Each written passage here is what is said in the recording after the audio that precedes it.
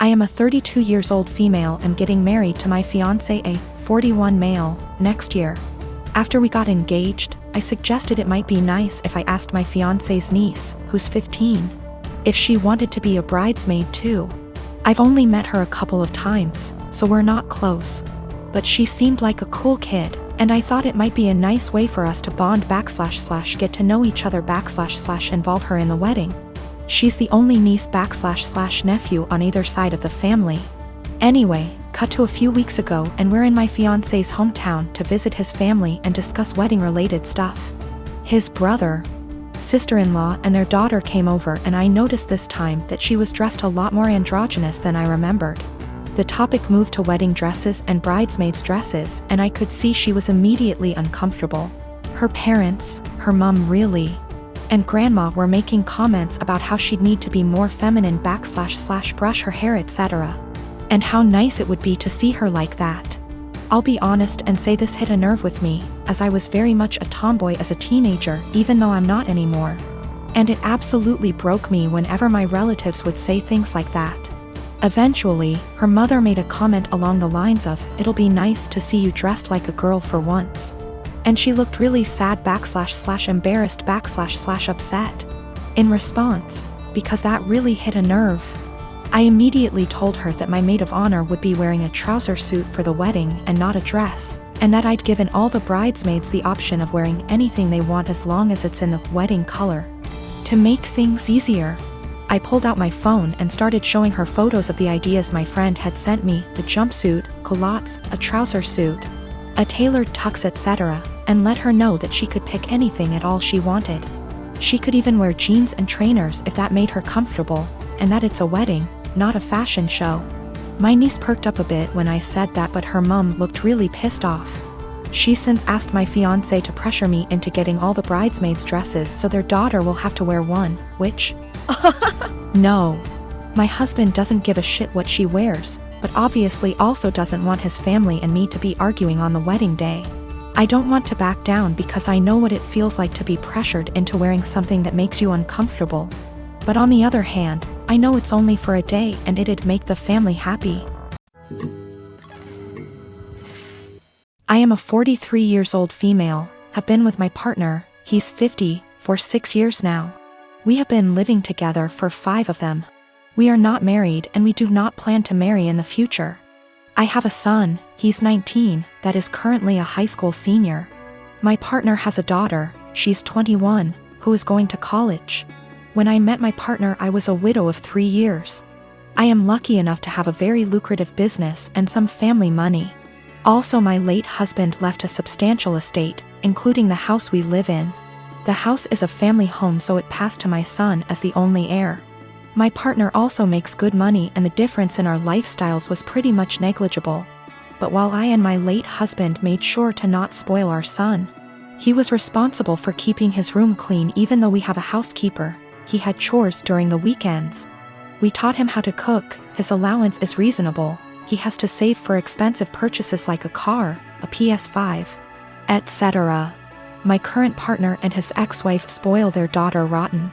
Due to an incident when we first moved in together, she demanded my son's bedroom since it was the second biggest. Got rejected since it was his home and she only spends the weekend. And after some family therapy, we agreed that she will be treated like a guest by me. She will have to follow the house rules, and that at the extent of our relationship. Now while she is spoiled, she is a good girl, academically excellent. Except for the aforementioned incident, very respectful and just a pleasant young woman. The problem is that I did not know the extent to which my partner spent money on her. He pays some money as rent that I put into my son's college fund, and we split the common bills in half. Everything else is our own responsibility, so we don't know much about each other's finances. Now my son is planning to do a tour of East Asia during the summer, and I was happy to give him the money to do so, as a gift for getting into a very prestigious college. When my stepdaughter heard about it, she asked her dad to pay for a tour of Europe, since he didn't send her on one after she got into college. He agreed because he never says no. But he came to me asking me to lend him close to $30,000 because he can't afford the trip on his own.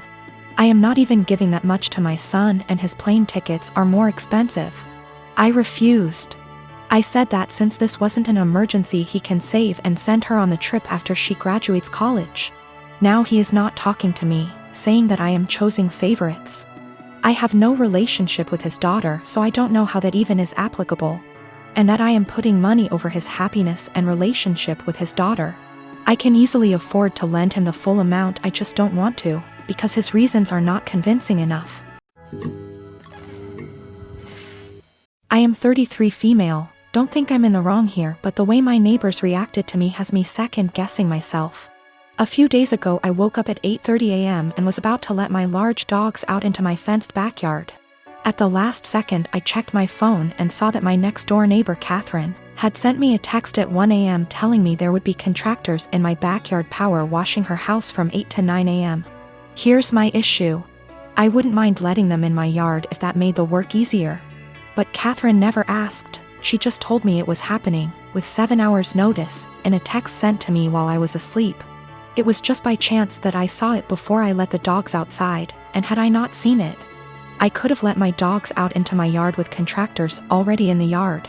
One of my dogs is a very fearful dog, and while he has never bitten anyone, that is only because I work extremely hard to protect him from unwanted encounters with strangers, advocate for him and his personal space and special needs, and never let anyone get close to him without measures taken to make sure everyone is safe. He is a very loving and special dog, so this is just not a risk I'm willing to take because I want to be a responsible dog owner. My neighbors know this, and they know he's scared of pretty much any person that I don't carefully introduce him to. I also have very clear signage on all the gates. But they told the contractors they could go into my yard. Didn't ask permission, didn't wait for my answer. I felt this was an egregious overstep, and just kinda rude and entitled of them to not ask me permission, and just tell me it was happening like I had no say in the matter. I got mad and texted her back and told her that this could have a very serious safety issue and it is not okay, under any circumstances, for them to ever give anyone permission to enter my yard where my dogs could bite them. Unacceptable, and never again. Catherine's husband Jack then blew his top and told me that they didn't have any notice either. They heard from the contractor in the middle of the night and there was no time to notify me. I feel like that's not my problem, and that they should have waited to receive confirmed permission from me before telling the contractors it was okay. I really don't think I'm asking a lot here. I feel like this is an extremely reasonable request, dog issues or not. Then Jack told me that my behavior was unacceptable and that any harassment of the contractors would be dealt with, and that I was to immediately cease harassing Catherine. I never even spoke to the contractors. And I sent Catherine a total of 4 text messages that more or less said that this is a boundary they can't cross. This was unacceptable, and they are not to do it again. Jack sent me a few more nasty texts, and at this point I'm not really interested in being friendly anymore. But Jack still said that I was the one who was being unacceptable. Jack just yelled at me from his balcony to tell me that the painters will be coming back multiple times this week and he doesn't know when, so I am calling the company first thing tomorrow and explaining the situation to them. I am installing gate locks this afternoon. I, 29F, dated a guy Joe, 30M, for 3 months before he left me to go back to his ex Kim, 30F. Right after we broke up I found out I was pregnant and now I'm at 24 weeks. I let him know and he was ecstatic. Turns out his girlfriend had fertility issues and would likely never be able to get pregnant naturally, and he has always wanted to be a father. Getting back together was out of the question for both of us, so he's still with his girlfriend. Joe was only allowed at the initial appointment because of COVID-19, and we found out I was having twins. According to Joe, when he told Kim, she had a mental breakdown about her infertility and wanted to talk to me. I met them at their house and Kim stated that she wanted to be involved in my pregnancy because she would eventually be the children's stepmother. She started telling me that I needed to do a home birth, that I needed to formula feed so that they could have the babies half of the week, that she wanted 1 boy and 1 girl, and that she wanted the kid to call her mama since they would be calling me mommy. I shut her down and said I would make the best choices for my children and my body and left. Kim continued to be overbearing and texting me every day about my eating habits, exercise habits, and ing about how her job wouldn't let her take maternity leave. At the virtual genetics counseling appointment, she attended instead of Joe and took over the whole meeting trying to talk about her family history, which wasn't relevant. When it came time for my 20-week level 2 scan, they allowed me one guest and Joe suggested I take Kim instead of him, which I refused to do. Joe did end up coming and he found out the gender because I wanted to keep it a surprise for me so we could throw a gender reveal party. I put a pregnancy announcement on my social media and then she put up an announcement saying they were expecting twins.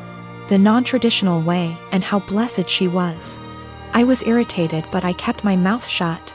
Then she threw a gender reveal party and posted it on social media. I wasn't even invited. She also announced that she's having a baby shower.